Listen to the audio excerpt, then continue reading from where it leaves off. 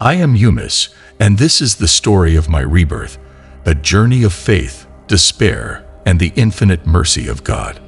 My life, intertwined with extraordinary events, serves as a testimony to the immense power and compassion of Allah. I was born at a time when my people were lost in the darkness of idolatry, worshipping false gods and straying from the path of truth.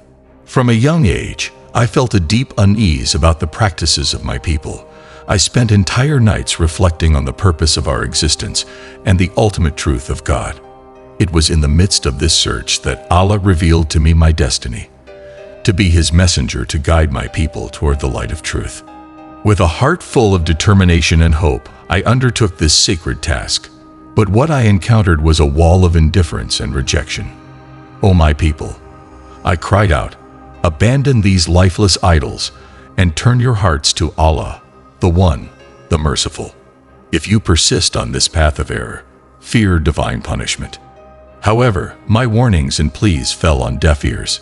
People scorned me, ridiculed my words, and continued in their deviation. Over time, my patience wore thin, and my heart filled with frustration and despair.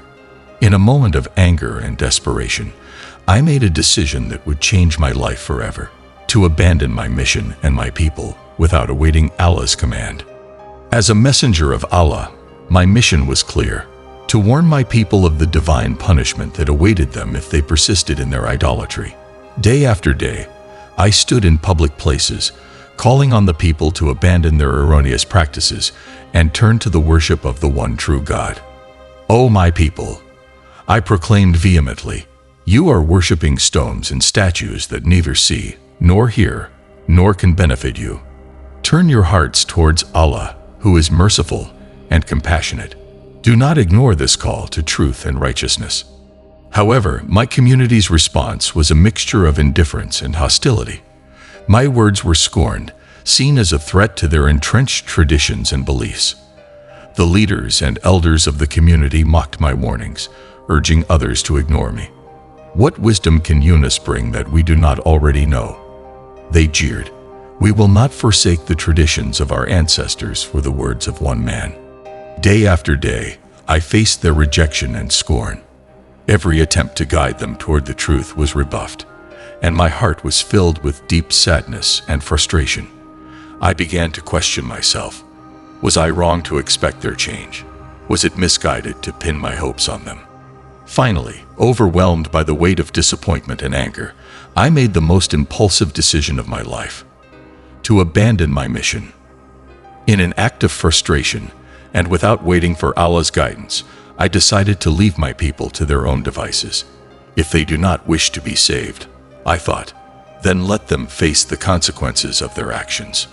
With a heavy heart, I walked away from my people, seeking solace and perhaps a new direction in solitude.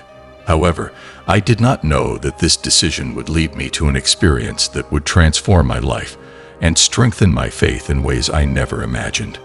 As I distanced myself from my people, my mind was in turmoil, stirred by turbulent emotions. In search of escape and reflection, I embarked on a ship sailing towards distant lands. However, what I found on that journey was a divine trial that would alter the course of my destiny. As the ship sailed across the vast ocean, a fierce and sudden storm erupted. The once clear sky darkened with threatening clouds. The waves, massive and enraged, battered the ship with unparalleled violence. The sailors, experienced and weathered by the sea, were terrified by the fury of this tempest.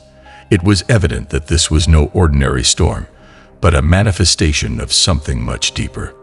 The passengers and crew, terrified and desperate, concluded that this storm was not natural, but a divine punishment, a sign of God's wrath. They decided that the only way to appease the storm was to throw into the sea whoever was responsible for its anger. Thus, through a draw, fate fell upon me, Yunus. Upon being chosen, a deep understanding flooded me. I realized that this situation was a reflection of my own internal turmoil, a consequence of my decision to flee from my duty. With a mixture of resignation and acceptance, I prepared to face the consequences of my actions. The sailors, with apology in their eyes, cast me into the raging sea. As my body touched the waters, the storm within me met the storm of the world. I was engulfed by the waves, sinking into the depths of the ocean. In that dark and cold vastness, I awaited my end, but Allah had other plans for me. Submerged in the depths of the sea, my body and soul seemed destined for the end. However, in that moment of absolute despair, I was swallowed by a great fish, sent by the will of Allah.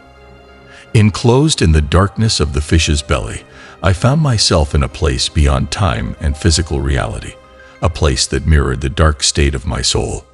There, surrounded by complete darkness, my heart was filled with deep realization and repentance. I understood the magnitude of my mistake, my arrogance in abandoning my mission and my people. With each beat of my heart, I felt the weight of my disobedience and the need to seek Allah's forgiveness. In the belly of the fish, my pride dissolved, and my heart opened to a sincerity and humility I had never felt before. I raised my supplications to Allah, acknowledging my weakness and my need for His guidance. "There is no God but you," I exclaimed. "Glory be to you." Truly, I was of the wrongdoers. My prayers in the darkness were a reflection of my repentant soul, an echo of the mercy I sought.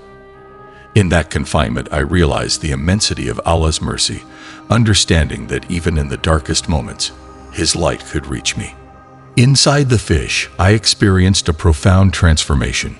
My prayers and meditations sought not only my physical liberation, but also my spiritual renewal. I prayed for a second chance, a possibility to return to my mission with a renewed faith and understanding. And Allah, in His infinite mercy and wisdom, heard my supplications. He commanded the fish to eject me, returning me to life and light. I was cast onto a deserted beach, weak in body but strengthened in spirit.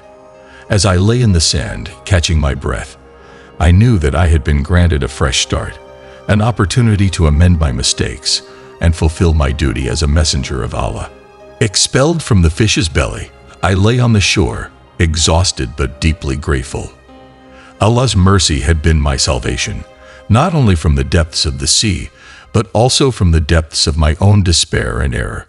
I took a moment to reflect on my experience, feeling that I had been reborn, both physically and spiritually. With my faith renewed and a reinforced sense of purpose, I knew I must return to my people. This time, not with anger or frustration, but with a deeper understanding of Allah's mercy and patience. My experience in the fish's belly had taught me the importance of hope and perseverance, even in the face of apparent indifference and rejection. The journey back was a time of meditation and preparation. I reflected on how I would approach my people this time, how I would convey Allah's message with a humble heart and unwavering faith. As I neared, my determination grew stronger, propelled by Allah's grace and the second chance that had been granted to me. Upon my arrival, I encountered a surprising change. My people, who had once dismissed my warnings and mocked my words, had undergone a transformation. In my absence, they had reflected on my warnings and had witnessed signs that made them reconsider their path. The seed of faith that I had planted, though it seemed to have fallen on barren ground, had finally sprouted. With humility and gratitude, I was welcomed by my community. Their attitude towards me had changed. They now listened to me with respect and sincerity. I proclaimed once again the message of Allah, this time to a receptive audience with open hearts. The message of the oneness of God, of repentance, and of divine mercy resonated with them, leading them to abandon their idolatrous practices and turn their faces towards Allah. My return to my people not only marked a change in them, but also in me. My experience had taught me the importance of patience, compassion, and unwavering faith in Allah. My mission had been fulfilled, not through my strength, but through the mercy and will of Allah. My comeback to my community marked the beginning of a new era, both for them and for me. My experience at sea and in the belly of the fish became a powerful testimony of Allah's forgiveness and mercy. As I shared my story, I saw how the hearts of my people opened, how the light of faith began to illuminate their souls. The following days were a time of spiritual rebirth. As I taught the principles and commandments of Allah, my people transformed. The statues and idols they once worshipped were set aside, replaced by sincere worship of the one true God. It was an astonishing transformation, a clear demonstration of the transformative power of faith and repentance. Every day, I marveled at how Allah had touched the lives of my people, how He had guided them from darkness to light. The city, once a place of idolatry, became a refuge of faith and hope. Prayers and praises to Allah resonated in the streets, replacing the old practices of deviation.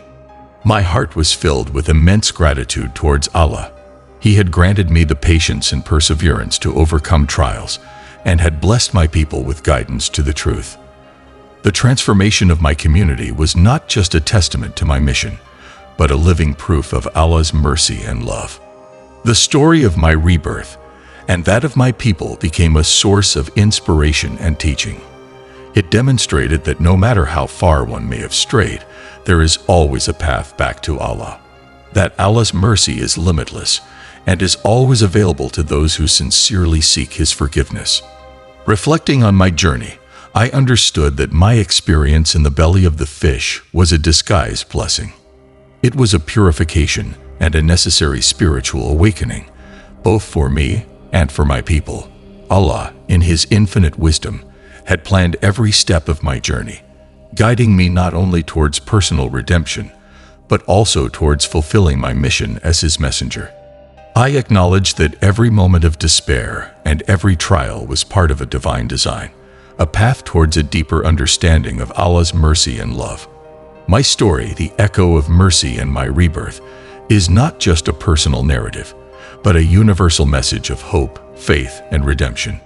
Through my experience, I learned that disobedience, even in moments of despair, leads to unexpected consequences, but sincere repentance opens the door to Allah's mercy. In the belly of the fish, in the deepest darkness, I found the brightest light of Allah, a reminder that even in the depths of our despair, we are not alone. My story is also a testimony to patience and forgiveness. Patience was my companion in moments of rejection and loneliness, and Allah's forgiveness was the gift that allowed me a fresh start.